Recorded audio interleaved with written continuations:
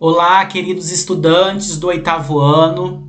Aqui é o professor Pablo. Nós estamos iniciando então mais um bimestre e, como vocês viram, nós continuaremos ainda com as aulas à distância por mais um período, devido à pandemia aí do coronavírus. E esse bimestre nós iremos trabalhar essas aulas à distância um pouquinho diferente. No bimestre passado eu mandava as atividades para vocês lá no grupo, junto com a teoria, eu tirava as dúvidas e vocês me davam o retorno das atividades. Esse bimestre, além de eu estar mandando lá no grupo de vocês, eu também estarei todas as semanas postando 2 vídeos que eu mesmo estou gravando, referente à teoria daquela semana, o conteúdo teórico, e um outro vídeo com a resolução das atividades da semana anterior, juntamente com a explicação. Então, falando um pouquinho a respeito desse bimestre, o conteúdo ele dá uma mudada. Eu havia comentado com vocês, ainda lá no início do ano, que a divisão do conteúdo trazia matérias de ciências, conteúdos de química e conteúdos de física, tudo dando uma mesclada ali. E no bimestre passado a gente trabalhou um pouquinho a parte de física, as modalidades de energia. Vocês viram que teve algumas contas, conta de trabalho, conta de potência, por exemplo. Energia cinética, energia potencial. Esse bimestre a gente vai iniciar com o conteúdo de ciências mesmo, bem tranquilo. Nós iremos trabalhar um pouquinho a respeito da reprodução. Então, nessa primeira aula, nas aulas dessa semana, nós teremos uma visão geral dos mecanismos de reprodução, para a partir da semana que vem a gente entrar na reprodução humana, falar do sistema reprodutor masculino, feminino, falar a respeito da adolescência, da questão da puberdade, e também dos mecanismos relacionados com a formação dos bebês. Então, nós iremos iniciar primeiro tendo essa visão geral sobre reprodução. Então, a primeira coisa aqui que vocês precisam saber é que existem 2 mecanismos gerais de reprodução. Ou a reprodução ela vai ser do tipo assexuada, ou ela vai ser sexuada. Quando a reprodução for assexuada, geralmente nós estamos falando de seres vivos que são um pouquinho mais simples, bactérias, protozoários, alguns tipos de fungo, por exemplo. E nesse tipo de reprodução, nós vamos ter a formação de indivíduos que são geneticamente iguais. Eles são clones. Então, imaginem lá, a partir de uma bactéria, nós teremos a formação ali de milhares de novas bactérias, mas todas sendo iguais, todas sendo clones. Esse tipo de reprodução ele é mais simples, mas ele tem essa desvantagem de estar formando organismos iguais.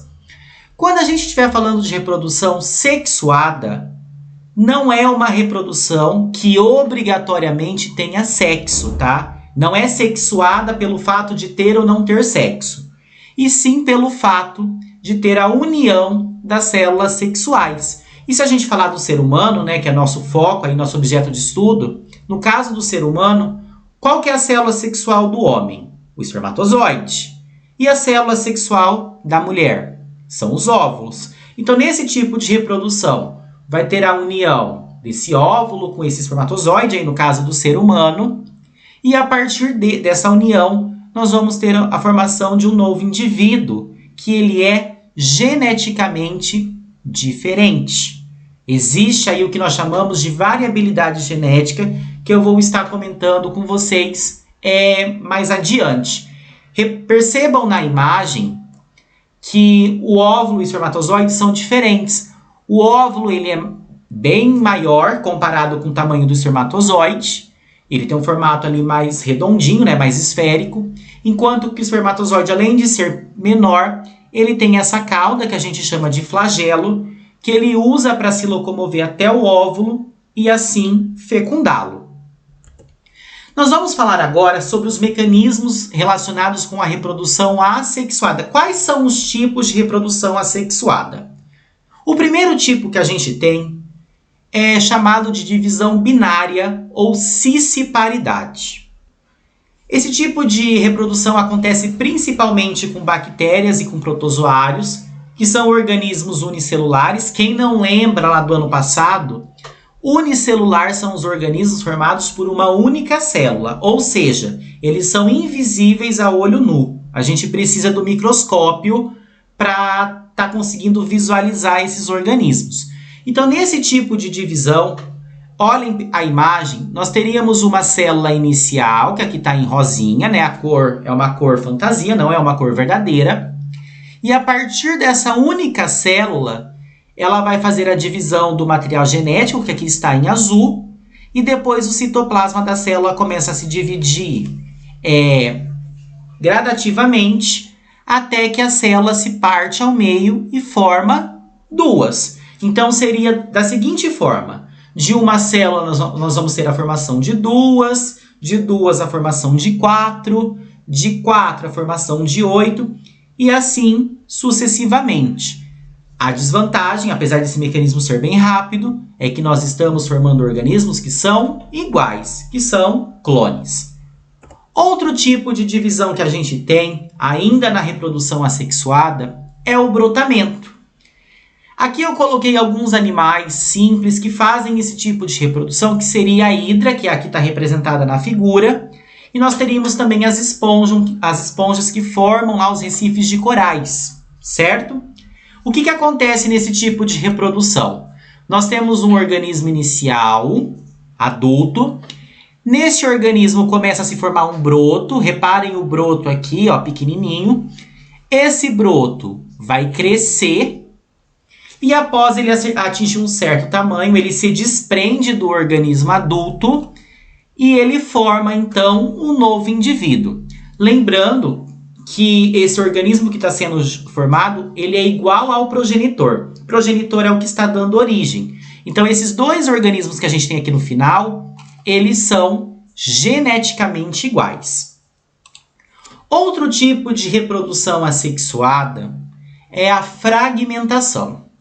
Fragmentação é muito comum com as estrelas do mar. Lembrem lá do Patrick, do desenho do Bob Esponja. Nesse tipo de reprodução, o organismo, o ser vivo, no caso, ele é partido por algum motivo. Pode ser o ataque, por exemplo, de um predador. Reparem aqui na estrela, então, que ela perdeu um pedaço, o bracinho dela, que 2 braços se desprenderam. E a partir dessa quebra, o organismo começa a se regenerar. Então, essas 2 perninhas da estrela formarão uma estrela nova e essas 3 outras pernas formarão outra estrela.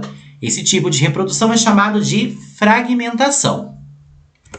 Por fim, aqui na reprodução assexuada, nós temos um processo muito comum utilizado na agricultura, que é o processo conhecido como estaquia. Nesse processo, que é comum com plantas, o que acontece? Utilizando pedaços de uma planta progenitora, geralmente a gente utiliza o caule, mas também pode ser utilizado a folha, dependendo da espécie de planta. Nós vamos ter, então, a partir desses pedaços, a formação de novos indivíduos. Então, aqui na imagem, por exemplo, eu peguei pedaços do caule da planta, né? Foram cortados esses pedaços. Eles foram plantados e a partir desse caule plantado, reparem que novos brotos começaram a surgir. Então, com isso eu consigo, a partir de uma planta inicial, formar novas plantas, certo? Lembrando aqui que todas as plantas são geneticamente iguais, certo? Todas idênticas à planta progenitora. Agora nós vamos falar um pouquinho a respeito da reprodução sexuada. Esse tipo de reprodução, comparada com a sexuada, ela é bem mais complexa e ela geralmente é proveniente da união do material genético de 2 células. Geralmente uma célula vindo do organismo masculino e uma vindo do organismo feminino. Então eu coloquei aqui, vamos focar no caso do ser humano. Então a mulher, durante lá o ciclo menstrual dela, ela vai estar liberando um óvulo, enquanto que o homem libera espermatozoides. O que vai acontecer? Tendo o ato sexual, no caso do ser humano, o homem vai fecundar a mulher com esses espermatozoides. A união do material genético do espermatozoide vindo do homem com o material genético do óvulo proveniente da mulher vai formar uma célula inicial, que é chamada de zigoto, e dessa célula ela vai migrar lá para o útero da mulher e vai ter a formação, então, do bebê, que ele é geneticamente diferente. Ele pode até ter características que lembram o pai, que lembram a mãe, mas ele não é igual. A gente diz que nesse caso, como teve mistura do material genético do homem e da mulher, a gente diz que ocorreu variabilidade genética. E essa variabilidade genética, ela é muito importante, porque a partir dela, os organismos, aí, os seres vivos, podem evoluir e manter as espécies ao longo aí dos anos, das décadas e dos séculos, certo? Eu espero que tenha ficado bem claro, né, a diferença entre a reprodução sexuada e assexuada. Lembrando que na assexuada nós temos a formação de clones, enquanto que na sexuada nós temos a variabilidade genética. E a partir da semana que vem, nós daremos foco para a reprodução humana. Então, falando um pouquinho a respeito da adolescência, da puberdade, do sistema reprodutor masculino e feminino. Caso vocês tenham dúvida, vocês podem estar entrando em contato aqui comigo, né, via o grupo nosso do WhatsApp, que eu estarei sanando essas dúvidas, certo? Bons estudos a todos e, novamente, bom retorno!